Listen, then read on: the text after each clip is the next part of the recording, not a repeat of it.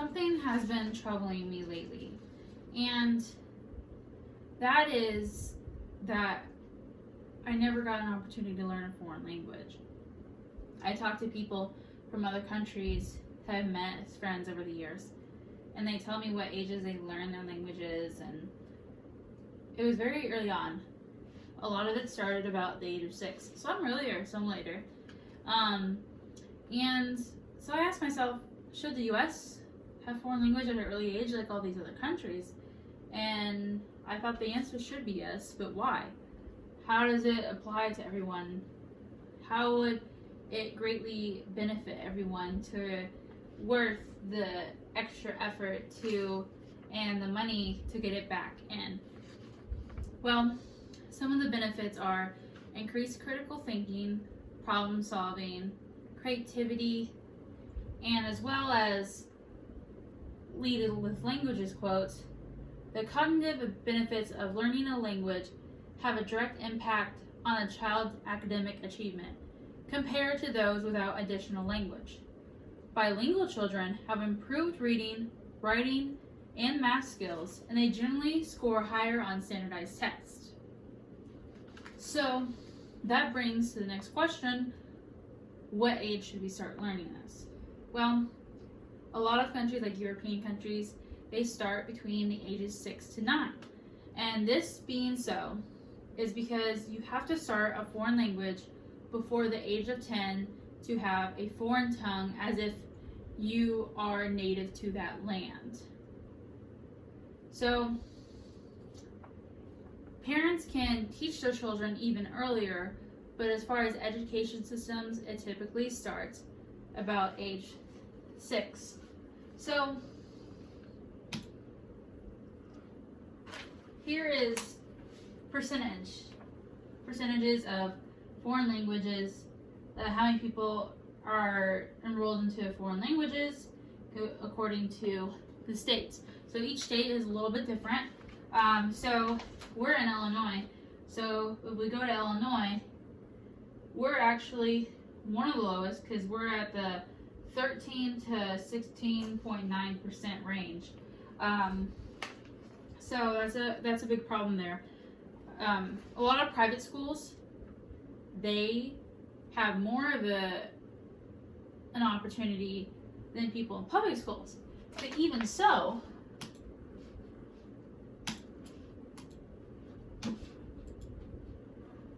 so here's the numbers. So as we see in the 80s, the numbers were pretty low. They're about around 10 to 24% range. Then in the 90s, we have a jump. And even though at this rate, it's still lower than even the lowest percentage of European countries, we have a big drop in about 2007 to 2008. This is being the recession. The recession caused a lot of budget cuts in the education system, but our economy has improved since then, and there is room for it to go back in. But to do this, there would have to be budgeting and state funding, because even as we see, so the overall average in the whole U.S. as 2017 is 20% here. The lowest percentage in the European countries is 64, and it goes all the way up to 100, but still the lowest percentage in Europe is way higher than it is in the U.S.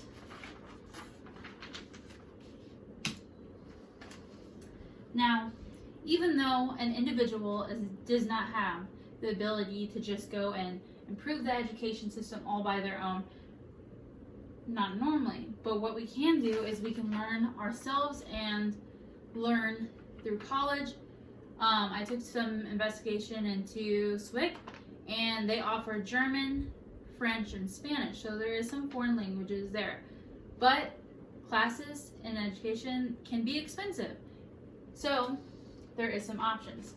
So I started doing this because I've been learning Japanese, and so far my total that I've invested is $17 is what I've invested into my learning, because I bought this book here in this corner that was $17, and then I use tools like podcasts on YouTube and foreign language apps like Duolingo.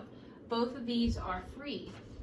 So overall, the cost of learning yourself is relatively low.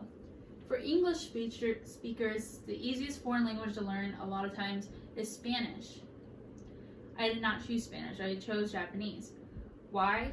Because even though it might be easier, I think it's also important to choose a foreign language that you're interested in, because I've gotten farther with Japanese than I ever had with Spanish when I tried it before, because I wasn't interested in it.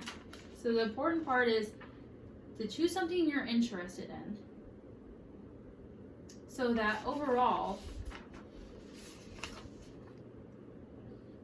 that you have the ability to do it, because that's how you're going to have the ability.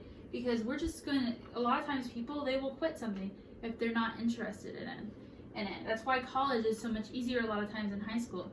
You take things that you're not interested in high school, but you do when you're in college. So, what inspired me to do this paper is that I never had an opportunity to do this before. And I believe that it is never too late for us to start shaping the future, to start being self-learners, as well as, if we have the money and want to put it into our college education. But whether you're teaching yourself or going through an education system, it's not too late, and you can still have the benefits of the increased cognitive ability, the creativity, the problem solving that you would have when you were younger. And we can shape the future for the next generation and enjoy the benefits of being bilingual.